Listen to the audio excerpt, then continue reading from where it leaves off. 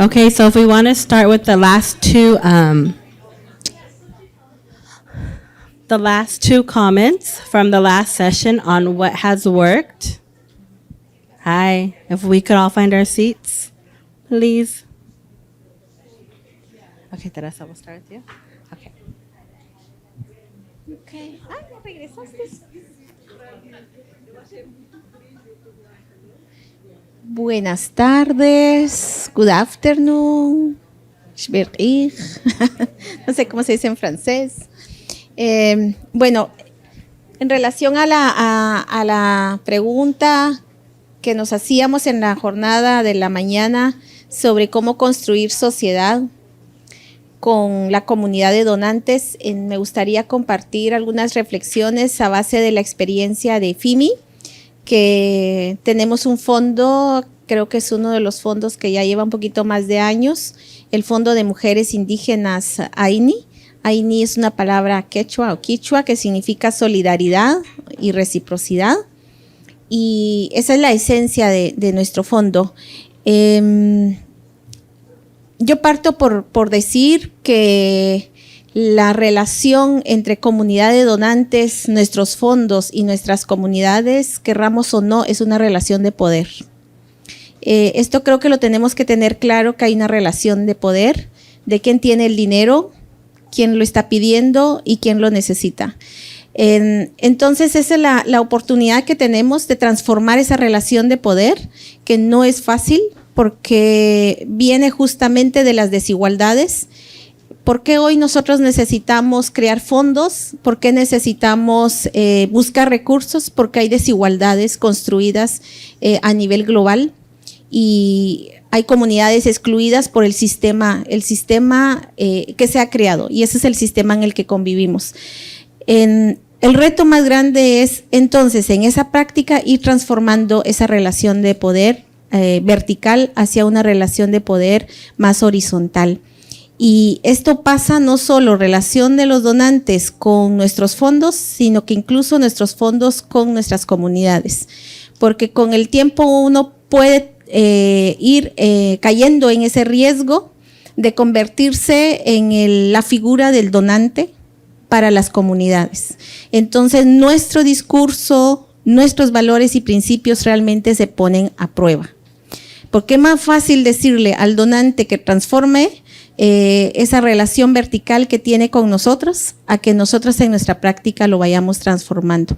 Y entonces en FIMI, en nuestro brazo filantrópico que es AINI, hemos iniciado por cambiar un término que parece ser tan sencillo, que es el término beneficiarios. Nosotros no somos beneficiarios ni de los donantes, ni nuestras contrapartes, organizaciones o comunidades son nuestros beneficiarios. Hablamos de sociedad o de socios. El otro término que parece una palabra, pero realmente es para nosotros una posición política, es la coinversión. Coinvertimos.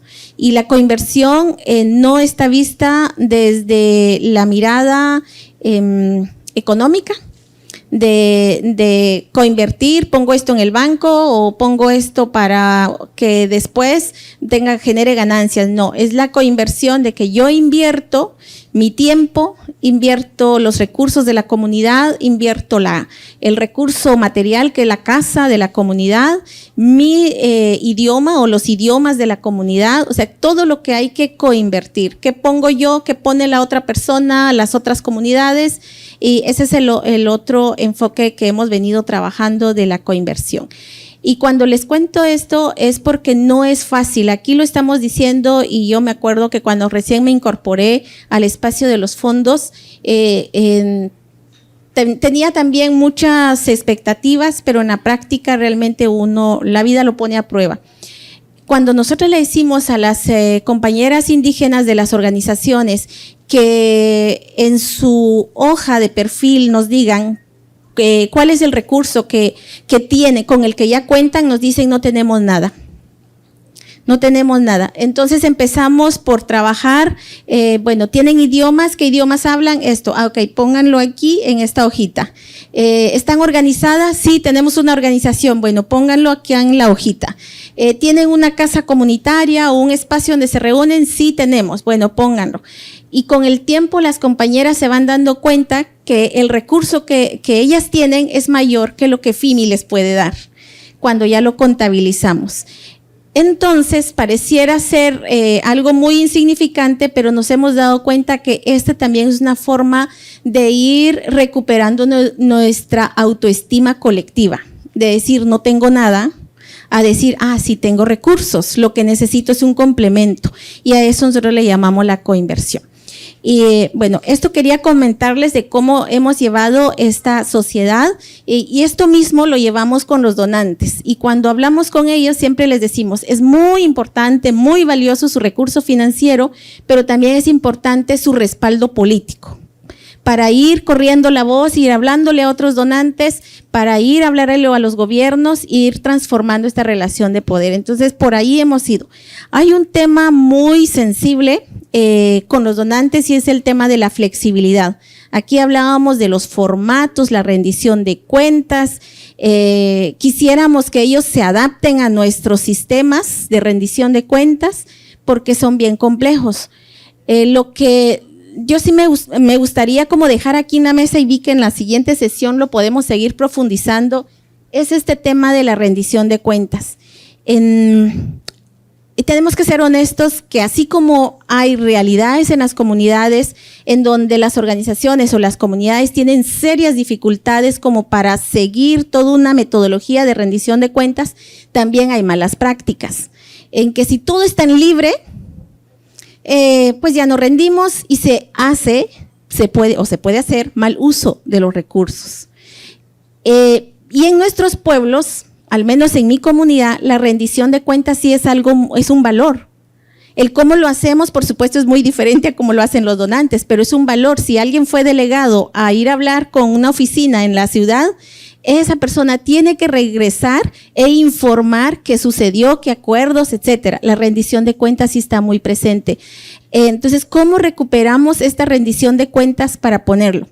No podemos vivir fuera del sistema, nos guste o no lo que decían acá, nos exigen que tengamos un registro legal. Caso contrario, pues no podemos recibir la plata, porque si no tenemos un registro legal, no tenemos una cuenta bancaria. Y si no tenemos cuenta bancaria, no tenemos cómo recibir los fondos. Es la trampa del sistema y es en ese sistema que vivimos. Entonces, tenemos que tomar en cuenta que aquí hay varios actores en nuestro rol de fondos. Está las reglas de los gobiernos de los países donde tengamos nuestro registro, sus propias reglas, y que nos auditan, nos pasan auditoría siempre. Entonces, si nosotros no podemos cumplir con todas esas normativas, no vamos a poder ser un buen puente para poder acompañar a las organizaciones. Y finalmente decirles que también esta sociedad con los donantes, nosotras creo que tenemos la oportunidad de discutirlo, porque lo que hemos visto en los últimos años es que se dice que hay muchos fondos para los pueblos indígenas, para el cambio climático, para los conocimientos. Y yo siempre digo, esos fondos parecen ser esos globos que están por ahí volando y que no logramos atraparlos. Están en no sé dónde. Para mí sigue siendo muy subjetivo cuando nos dicen, hay fondos. Digo, Dios, ¿dónde están? Por favor. Sí, y cuando al fin los vemos, resulta, no, tú no tienes capacidad de manejo de 50 millones de dólares. Entonces, ¿qué hacemos? Este es el espacio para poder seguir conversando de esas prácticas y sobre todo que no nos pongan a competir entre nosotros. Y qué alegre ver hoy aquí más fondos.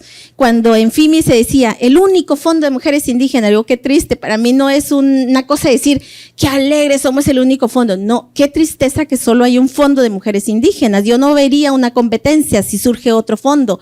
Pero ¿cómo hacemos para no ir todas donde está el mismo fondo? Porque entonces lo que era para FIMI ahora se distribuye para 10. sino que cómo vamos a aquel otro fondo que está allá, que no está dándole a las mujeres indígenas o a los jóvenes o las mujeres con discapacidad. Entonces, esas son reflexiones, perdón que me extendí, pero quería hacerlo en este espacio de plenaria porque sé que después se pueden abordar en las siguientes temáticas que se van a discutir. Gracias, disculpan.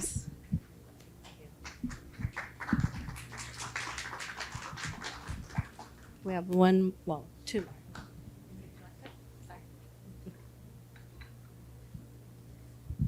Gracias.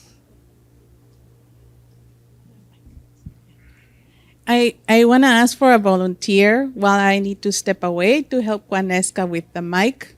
I'll be back shortly because I'm going to go say hello to the other session. Thank you.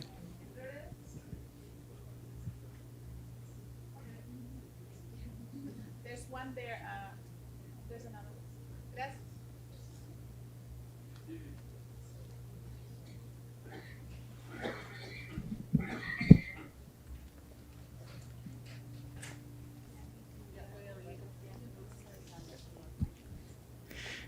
Buenas tardes. Yo quería compartir en este espacio que antes de estar en NDN Collective, pues fui fundador y estuve mucho tiempo en una organización local, una organización maya local, y pues nos tocó estar en este momento o en ese tiempo de buscar esos fondos. Y algo que nos pareció muy importante en ese entonces es no responder a las tendencias que están allá en los fondos, porque hemos visto en muchos casos que pasa eso, de que si el tema de moda es territorio, todos nos vamos a trabajar territorio. Si el tema de moda es medio ambiente, todos nos vamos. Entonces, como pueblos, vamos postergando nuestras prioridades, vamos postergando nuestros verdaderos intereses de construir pues la libre determinación, la soberanía alimentaria, la autonomía y otros temas tan necesarios, nuestros derechos como pueblos, tan necesarios que vamos postergando por alinearnos al tema de moda que están en los fondos. Entonces, hay un error de ambas partes, me parece, tanto de los fondos que imponen estos temas, pero también de nuestra parte, de quienes estamos solicitando los fondos, porque de nuestra parte deberíamos de tener primero la claridad, trabajar primero, mirar primero hacia abajo, mirar primero hacia las raíces y ver qué es lo que queremos construir, cuál es nuestro sueño como pueblo, qué es lo que estamos tratando de reconstituir como pueblo. Entonces, después de eso, buscaremos quien se alíe con nosotros, porque no debemos de olvidar que al final de cuentas, si existen estas diferencias de dónde se encuentran los fondos, es por la larga e histórica injusticia económica que ha habido y por y también por el robo de recursos que ha habido, el saqueo de recursos que ha habido hacia nuestros pueblos. Entonces, ahora la posición que debemos de recordar constantemente es que lo que está sucediendo cuando regresan estos fondos a nuestros territorios es un mínimo ejercicio de justicia, ¿no? Entonces, son los fondos quienes se deben de aliar a nuestros objetivos y no nosotros quienes nos debemos de adecuar a los temas de moda de las fundaciones. Gracias.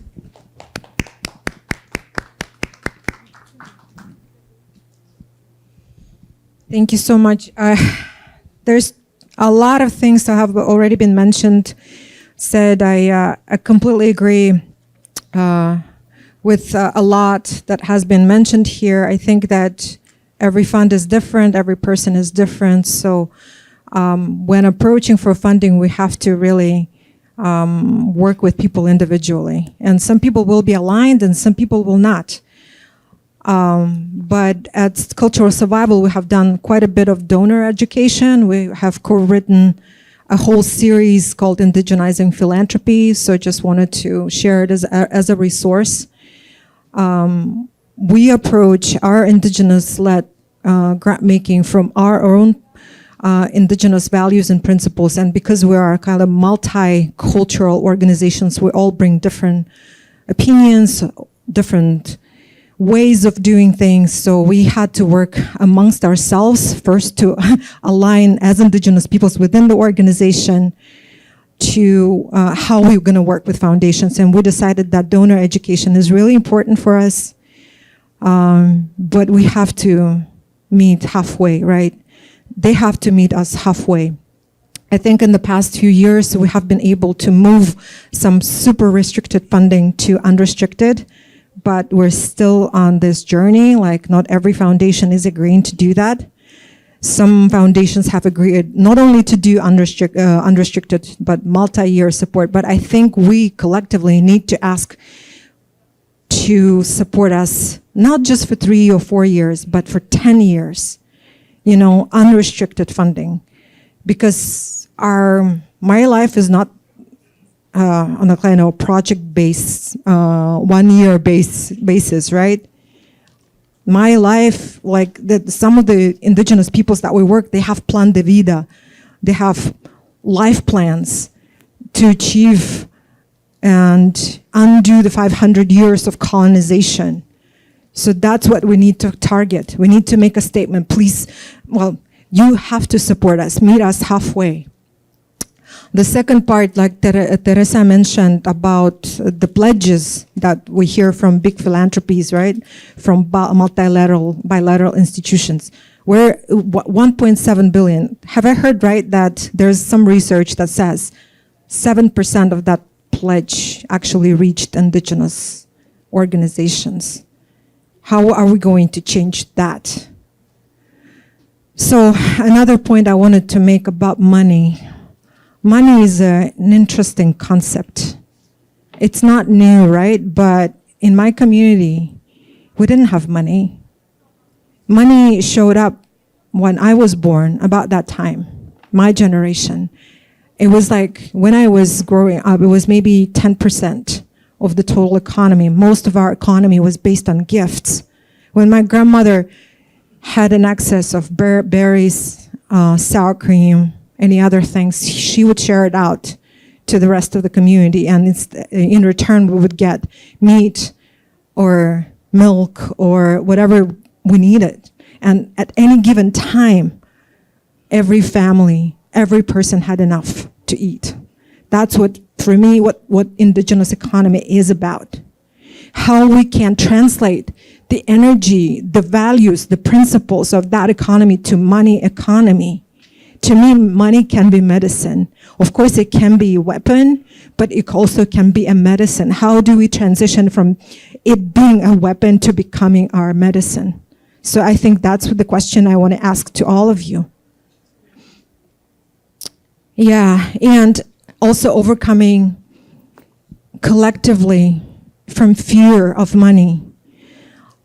How can we do it in the most ecological way for us, right? Because like everybody comes with their own baggage about money, trauma-based baggage, fear of money, being unsure about money, thinking money is evil and things like that. But it's just another form of energy because your beliefs manifest in your actions.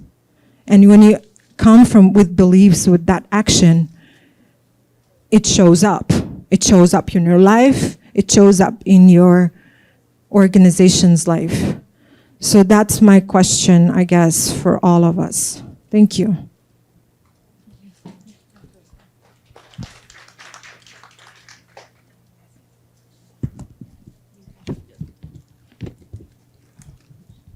Sí, gracias. Quería hacer unos 3 comentarios, 3 aportes a la discusión. En la misma línea que lo ha hecho el hermano de aquí del territorio de donde estamos actualmente y la hermana que me antecedió. Me parece que es importante que los donantes no pierdan la perspectiva colectiva. Me parece que en los últimos años, a rato se ha perdido esa perspectiva. La lucha por la defensa de los territorios es una lucha histórica. No empezó hace 2 años, no empezó hace 5 años, no hace 10 años. Empezó o siempre estuvo allí. Hay hermanas y hermanos que se han ido en la lucha, que han desaparecido, que se han muerto y han dejado legados. Sin embargo, es necesario que los donantes hagan conciencia de esto, que no se individualice en los reconocimientos a 1 o 2 personas. Esto genera malestar en nuestros pueblos, genera malestar en las familias, en las grandes familias y en los ancianos y ancianas que dicen, vaya, no sabía que tal persona es, o por esa persona es que nuestro territorio está vivo. Ella es una persona más, o él es una persona más de esta lucha. Entonces me parece que la cooperación no debe perder esa perspectiva. En las luchas están hombres, mujeres, niñas, niños, ancianos que vienen desde varias décadas. Aquí mismo hay un montón de compañeras que la he conocido en la lucha, a Mirna, Tarsila, que vienen hace 20 más años, ¿no? Y que siguen allí abrazando la lucha colectiva. Sin embargo, en algunos países o en mi país se individualiza esas luchas, lo cual genera bastante, incluso división en nuestras organizaciones. Yo, por ejemplo, vengo del movimiento indígena del Ecuador, soy parte de la CONAIE, soy parte de Confeneae, soy parte de Fonaquise, soy de la comunidad indígena Sarayacu de Sucumbíos. Y todos venimos de esos procesos. Eso creo que es muy importante con la delicadeza del caso, que no se pierda la perspectiva colectiva. El reconocimiento tiene que ser a un pueblo, si es a una comunidad, porque incluso salta que hay reconocimientos económicos a individualidades y esto en realidad es una situación grave en nuestros pueblos. El segundo punto que quería reflexionar también es con el tema de no perder la perspectiva holística. Nosotros somos seres totalmente interdependientes con todos los seres vivos de la madre naturaleza, de modo que si hay un programa que se quiere apoyar la organización de mujeres, por ejemplo, no podemos dejar de pensar también en la violencia que sufren estas mujeres. Yo, por ejemplo, estoy tratando de posicionar en nuestros pueblos de que la violencia hacia las mujeres es una violencia a la madre tierra. Si defendemos a la madre tierra, defendamos también a las madres, a las mujeres, no permitamos que se les afecte. Entonces me parece súper importante no perder de vista la interdependencia. Con nuestro entorno dependemos, pero esa defensa, esa interdependencia lo vivimos en la práctica, ¿no? Un tercer punto que quería también contribuir es en la línea de los temas de moda, que va con lo que anteriormente dije. Sí, que todos los fondos se van hacia el medio ambiente. Y se está entendiendo el medio ambiente como el cuidar a los bosques y no toparles para nada. Y resulta que los otros temas se pierden de vista, ¿no? Entonces, allí es donde es necesario rescatar de cuán conectados estamos con cada una del quehacer diario y nuestra relación con la madre naturaleza, con la madre tierra. Si afectamos los ríos, estamos afectando también al ser humano, estamos afectando a la biodiversidad, ¿no? Si defendemos el tema o queremos promover el tema de la educación, es tan importante porque a través de la educación es como transmitimos nuestros valores y conocimientos a nuestras hermanas y hermanas. En ese punto me parece tan importante la cooperación, la colaboración entre organizaciones para poder reforzar. Creo que es muy necesario tener en perspectiva estas particularidades que están unidas en la práctica. Muchas gracias.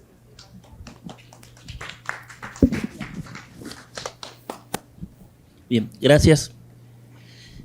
Creo que hay que reconocer el aporte que tenemos hoy con los fondos liderados por pueblos indígenas, por organizaciones de pueblos indígenas, porque en Río +10, que fue cuando me acerqué hace 20 años al debate, todavía los pueblos indígenas andábamos auxiliándonos de otro tipo de cooperación para poder tener espacios de participación. Entonces, hoy, 20 años después, porque ya estamos, ¿qué sería? En Río más 30, ¿no? Tenemos fondos en manos de indígenas. Entonces, yo creo que hay que recordar esto y hay que aplaudir ese esfuerzo donde se ha avanzado, donde hemos llegado y donde hoy podemos tener un diálogo diferente también con donantes. Un punto. En esta dirección he escuchado mucho y siempre ha sido un debate sobre el ejercicio de la libre determinación como un eje central de derechos y fundamental, la libre determinación. Y la libre determinación como un eje central de nuestros derechos colectivos también está en nuestras expresiones de nuestras instituciones de autonomía. Los diversos modelos que existen a nivel global que tenemos los miles de pueblos indígenas que estamos en la tierra. Bien, hay que recordar también que hay una demanda de que estas expresiones organizativas, que son la esencia de la libre determinación, requieren también sus espacios. No podemos aspirar a un modelo estándar de cooperación un poco únicamente con los estándares de rendición de cuenta occidental, los cuales son necesarios, porque a veces erosionamos esas instituciones de libre determinación. Por eso invito que conozcamos y exploremos dónde hay formas de organización e instituciones de libre determinación, de autonomía, que son reconocidas legales por Constitución, que no necesitan tener una personería jurídica inscrita porque son instituciones legalmente reconocidas. Hay que explorarlas para capitalizarlas también donde han habido esos avances que también son luchas históricas nuestras. Ese es mi segundo punto que quería mencionar. Y en este sentido, no hay que dejar de un lado el fortalecimiento que se necesita también en desarrollar las capacidades administrativas. ¿Por qué?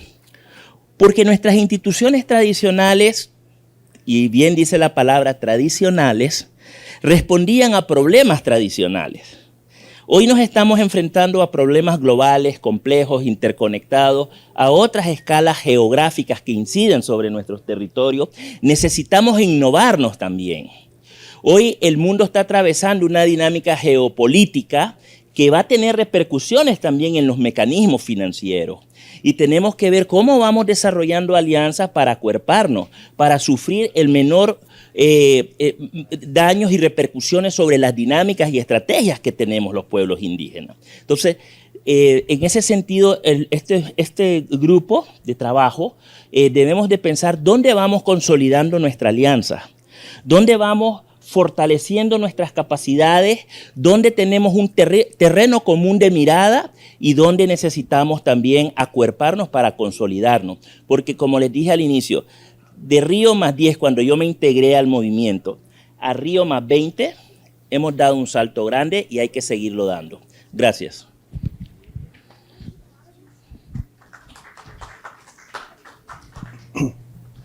Gracias.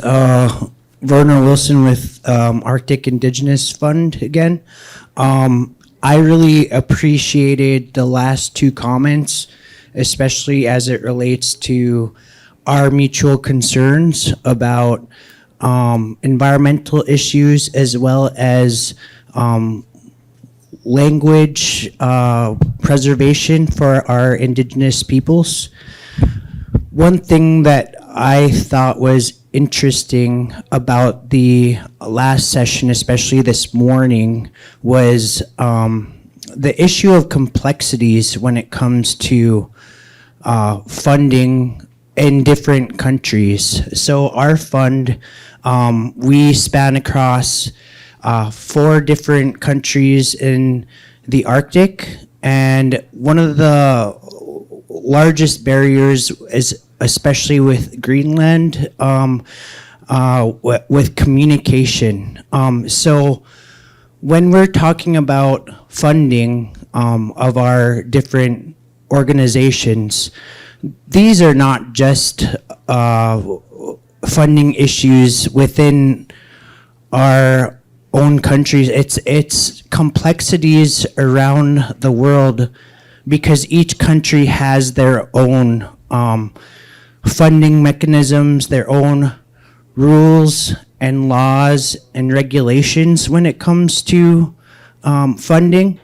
So my question to the funders and to those who are donating to our organizations, for example, how do you make that simpler for our people?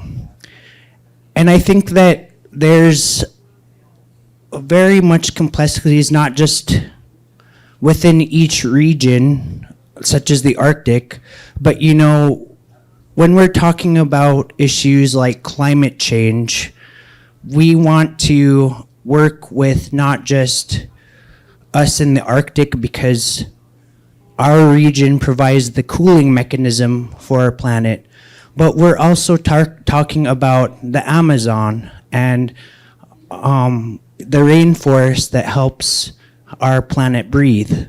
So when we're talking to funders, they need to understand the complexities when it comes to the indigenous peoples from all over the world when we're talking about laws and regulations. And one of the initiatives that I do for my other work is to try to partner with Pacific Island peoples because they also are very concerned about climate change.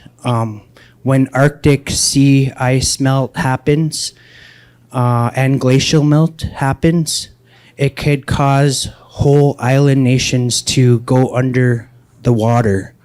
So that's something that I think we all need to urge our partners is to allow them to help us navigate through the complexities of our organizations and each of our countries' laws and regulations.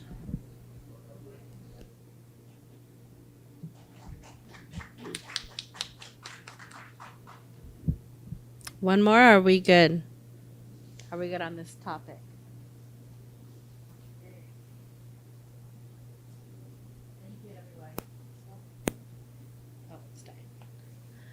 Thank you, everyone. Okay, so we're going to switch over now to changing the narrative. This is where we're going to focus on what are the things that we want to change within the narrative philanthropy with Indigenous-led funds. Some things that were brought up last year were led for and by Indigenous people, shift power relations, respecting local protocol.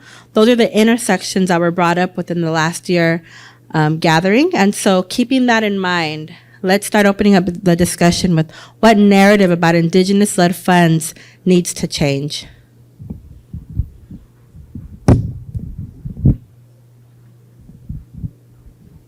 So the narratives that we have within our Indigenous-led funds and big philanthropy, what needs to change within that? Do I see her?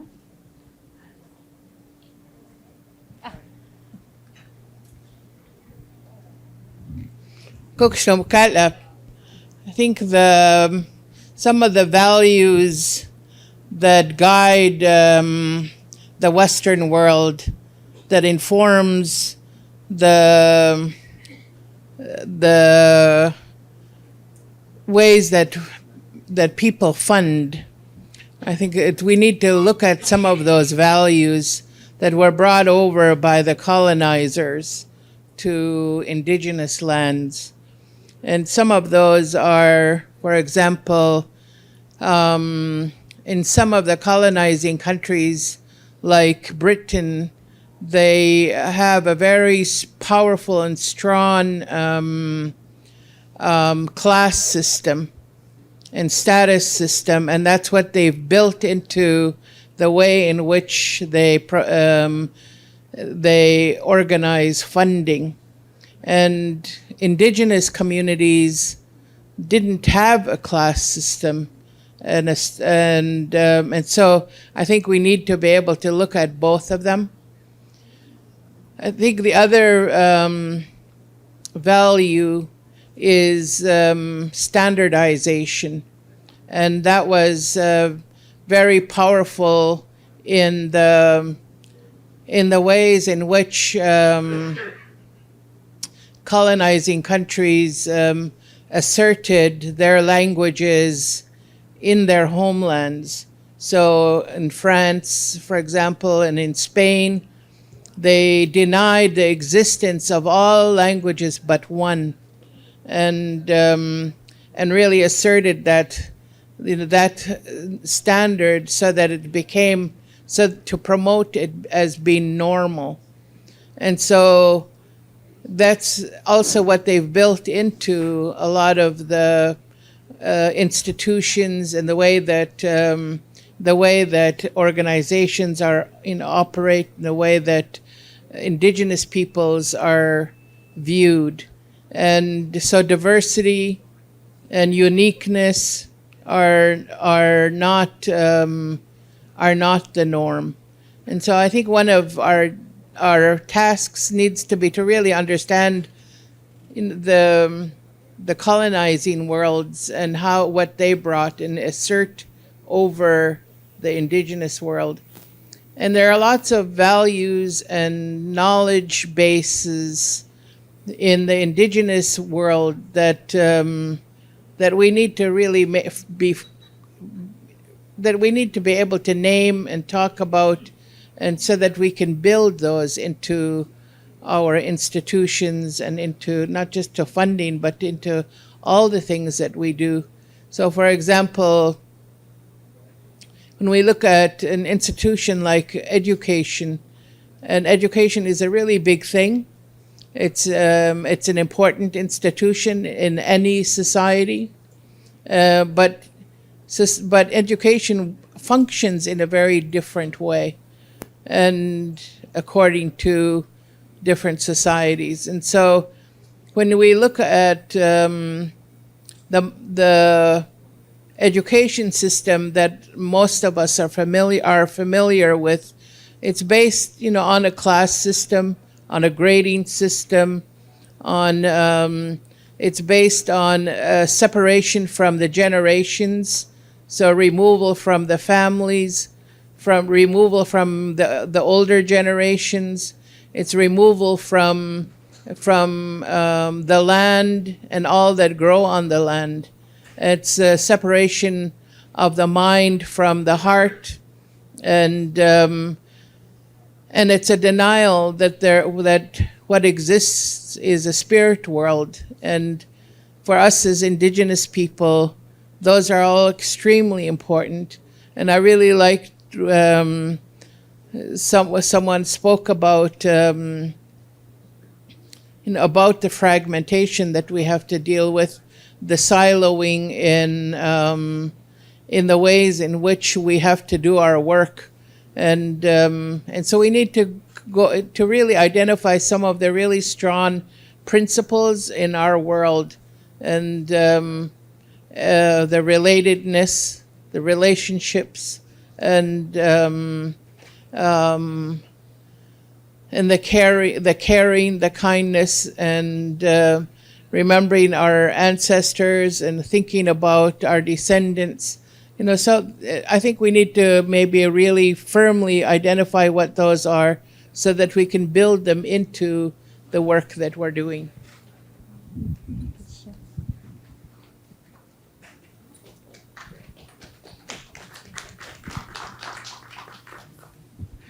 Yo quería aportar dos puntos que escuché, uno al compañero y otro a la compañera, sobre qué debe cambiar en la narrativa de en nuestros fondos o en nuestros territorios, en nuestras comunidades.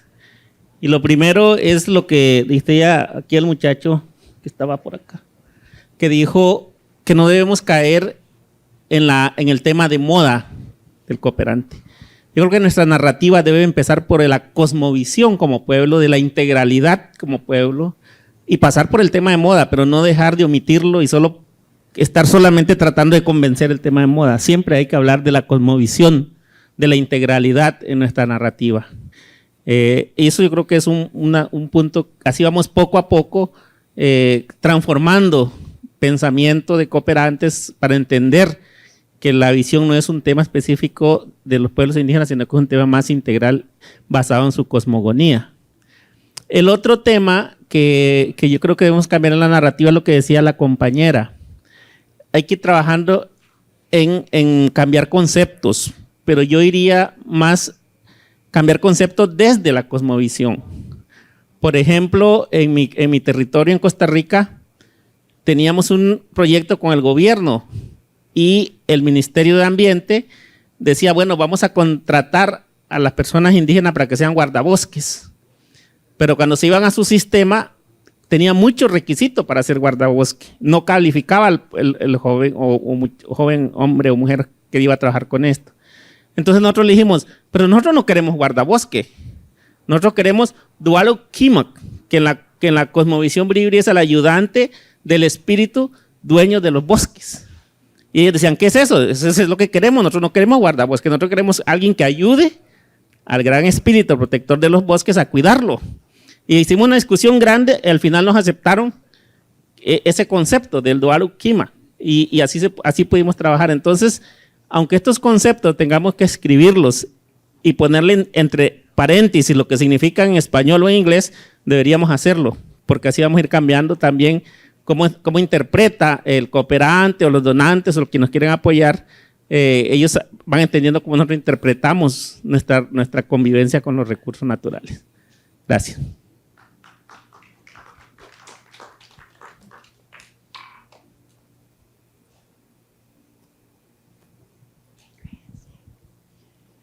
Good afternoon. Thank you all for all the beautiful sharing that you're doing today. And in terms of the narrative that needs to be changed with mainstream philanthropy, we know there are many different narratives, but one of them we hear constantly is that, oh, you're not capable of managing funds, right? So we get these piecemeal little bite-sized grants. And I think we really need to change the narrative that Indigenous peoples are fully capable of managing large sums of money. We have done that before. We are here in Maya land. I think the Maya people created mathematics, right? I mean, look at the calendar and the timekeeping. We know when we have surplus, when the fish are running, we know how to deal with lots of that. When we get a buffalo, we redistribute it to our communities. So really built within our worldviews, we know how to work with surplus. And so we need to really let the funders know that Indigenous peoples are fully capable of managing our own resources, self-determine our futures, and that they have a moral obligation, a moral responsibility for restitution and historical justice to return those resources back into Indigenous hands. So I think that is a really key narrative and to demonstrate our capabilities. So that's what I want to share. Miigwech.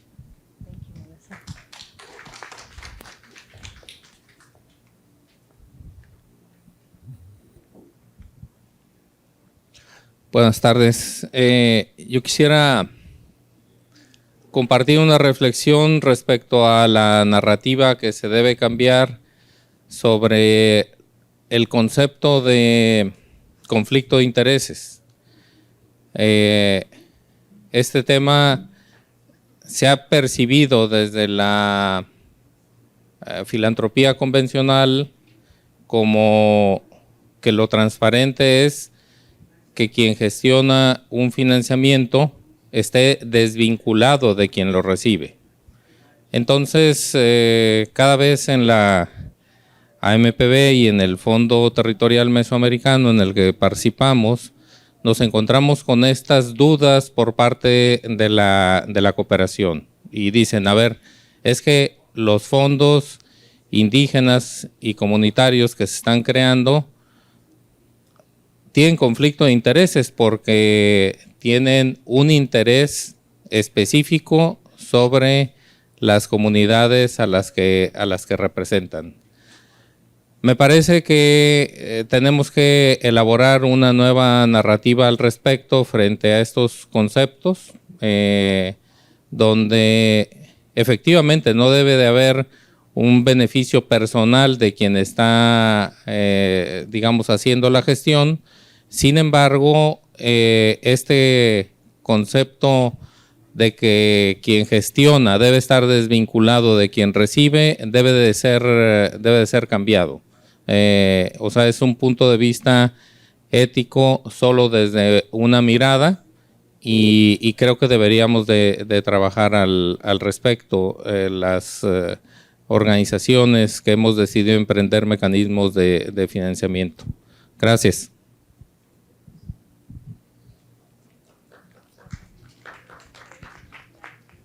Gracias. Sí quiero comentar sobre este punto. Algo que nosotras hemos venido planteándole a algunos de nuestros donantes.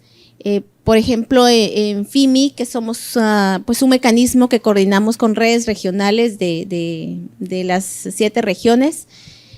Y siempre nos dicen, pero si las redes son parte de FIMI, ¿con qué transparencia ustedes les van a dar fondos a estas redes que son parte de ustedes? O incluso las que son integrantes de nuestra junta directiva son parte de esas redes. Entonces, lo que nosotras hemos venido trabajando son los mecanismos de transparencia y los mecanismos de toma de decisión. Y algo que hemos insistido en que las decisiones deben de ser colegiadas.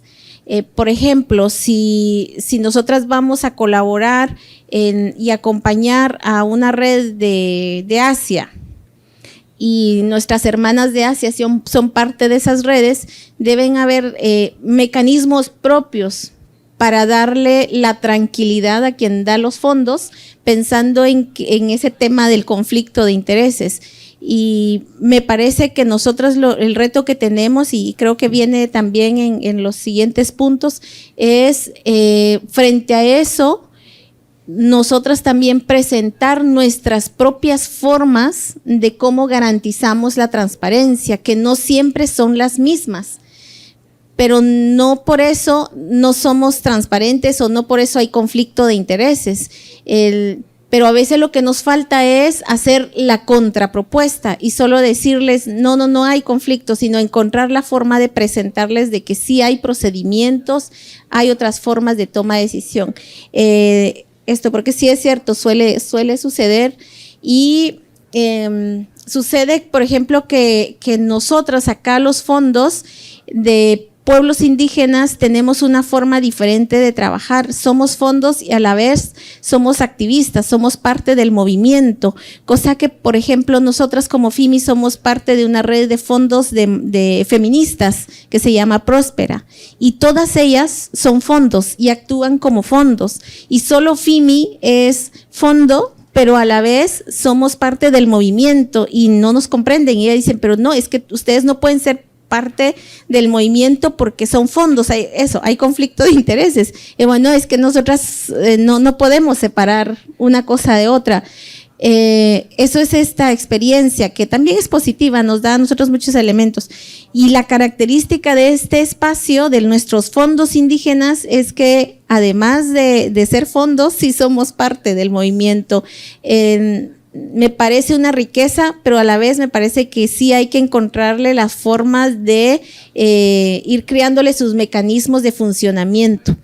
Y por último, en cuanto a la narrativa, a mí me gustaría que pudiéramos ir incorporando también en la narrativa de los donantes y nuestros los derechos individuales y colectivos, porque cuando estamos en el espacio donde estamos coincidiendo pueblos indígenas, nos quedamos en la narrativa de los derechos colectivos y empezamos a dejar en un segundo plano los derechos individuales.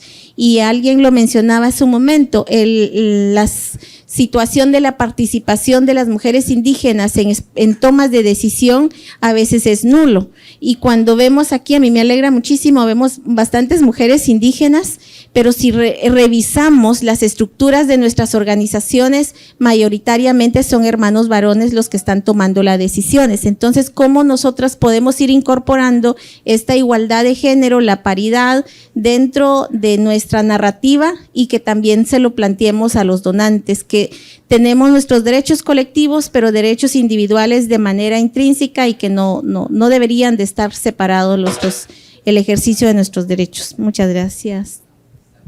Thank you.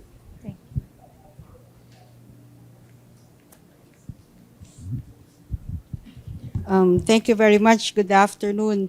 I'm actually feeling sleepy because it's already 4 o'clock in the Philippines in the morning. So I better speak, otherwise I'll fall asleep. I support what our brothers and sisters have mentioned earlier, but I think one that would probably make indigenous philanthropy, even the term, I'm thinking if it's really appropriate to use the term philanthropy, especially if we're coming from a perspective of partnership, we're coming from a perspective of a mass movement of which we are part of. But maybe one that I would like to share would be changing the narrative that indigenous peoples are here to beg for funds. No?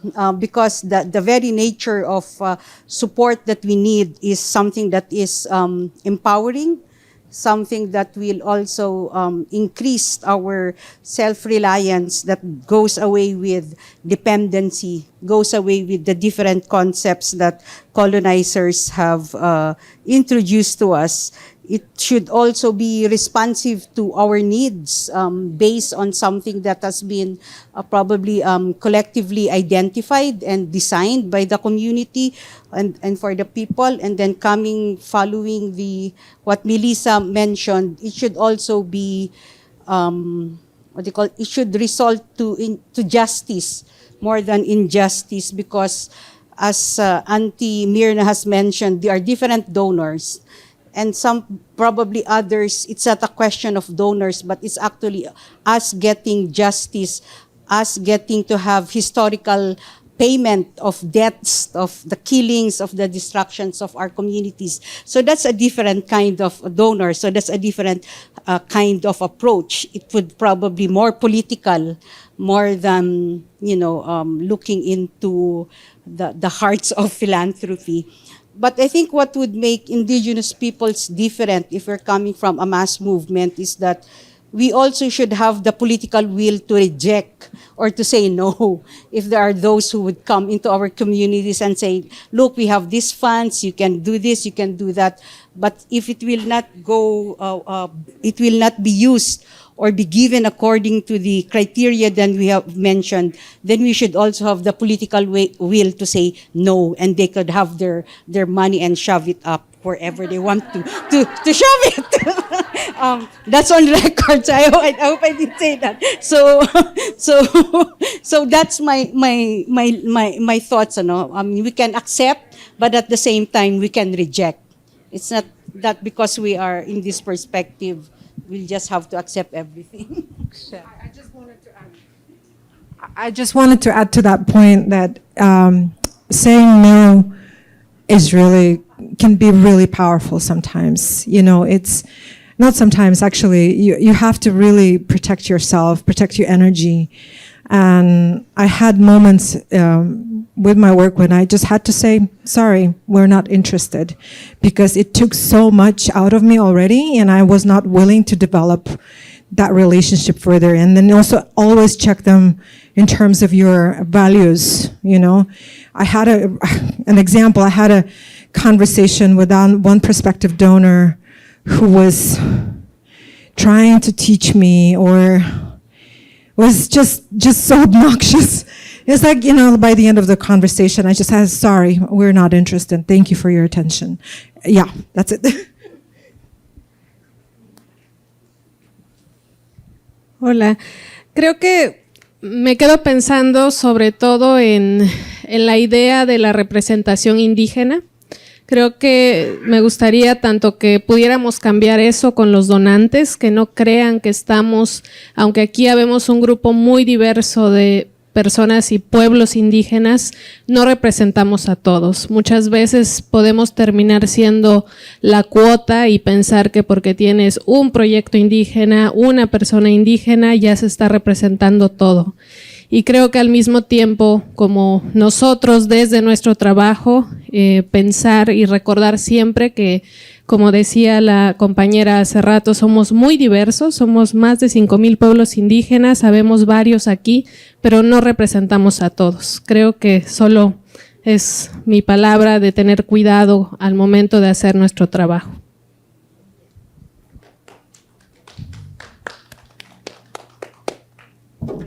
Here, I have this. And then we'll switch to the next after her, maybe one more for anyone else, and then we'll switch to the next question. One thing that comes to mind is the way in which we meet. I don't know if you've noticed, but my coworker Shanae has her baby with us. So that we're not always meeting in a boardroom, and that, you know, babies are welcome to our spaces, and that's how we work. And it's not just this serious, you know, just an adult type thing in a boardroom. So having the youth and children and making sure you're creating spaces so like everybody can be included. So there's that. Masi.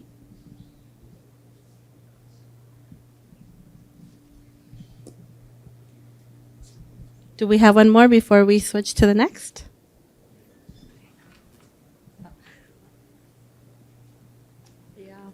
There were so many strong voices. I think my points are just the complementary ones. I think when we are talking about, you know, changing the narratives with the donors, I think we also need to change the narrative within ourselves, with us and our communities. Sometimes we emphasize a lot about co-investment, accompaniment, but they still feel like, okay, this is the funder, so they are donor and we are the recipients. So, and then this is the project by XYZ. I think this comes from our community and which is cultivated to the donors community till that level. So we need to change our community's perspective on this so that we can have a collective voice at all levels. So that is the one. And second one is like the concept of one frame fits all should be changed. Otherwise, like we already mentioned a lot of diversity within ourselves, within this hall, and then we can see across the globe, there are so much diversity. So I think this should be changed so that the requirement they have, the red tape we are talking about, everything should be adjusted according to the local context and the needs we have. This is the second one. And third one is like, like 2 words is about, not about the donor and the recipient or grantee, but it should be the equal partners so that they respect the value we have, the value principle we have, the terms we use, and then the vision we have, so that we are equally contributing to what they are bringing into the table with what we have. So that is third one. And fourth one is, I think this is also coming a little bit in our spaces where we say that our reporting system, which is linked with accountability, should be easier. And when we are talking about easier, what are the easier things to do is like not to have a disaggregation. That puts us in a where we are right now saying that we have only 1% of total fund for us. So if we do not have that disaggregation, then we will lose even the 1%. So there has been one discussion with one of the donor, I will say, that sense where they were talking about, reducing the requirement of not having disaggregation. But if we don't have this kind of disaggregation, which puts into our spotlight stating that our people are not getting justice, resource justice, we are not, we are not able to access those kind of things. If these kind of evidence are not with us, we are not in a position to show the evidence. So I think that is something that we need to again re-emphasize. Thank you.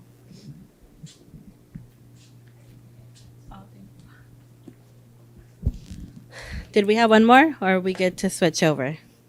Okay. So then I know we have about 10 minutes or so left, so we can give ourselves maybe 15 more if it goes that far. But a collective, what message do you want the broader philanthropic sector to hear? I feel like we've been giving examples, but right now let's really hone down on exactly what's the message that we want to deliver for these next couple of days coming. And it doesn't have to be a lot, it could be a few, whoever would like to deliver that. Anybody? And I think we've been talking about it, right? Going into examples of what needs to be worked on, how it needs to be worked on. But if we want to like maybe generalize it a bit more right now. Any of our wonderful IFIT board? All right.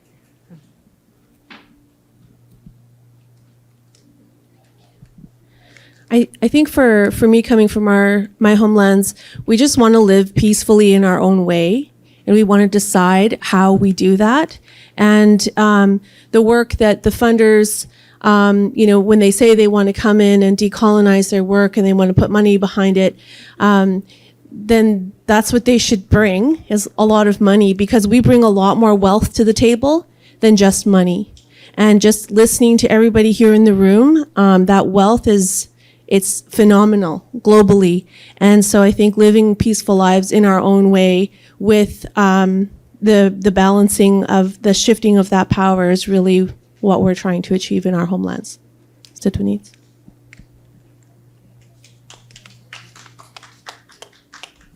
An additional comment? Or we can leave it, that's the main message if we want to put that one out. An additional one though?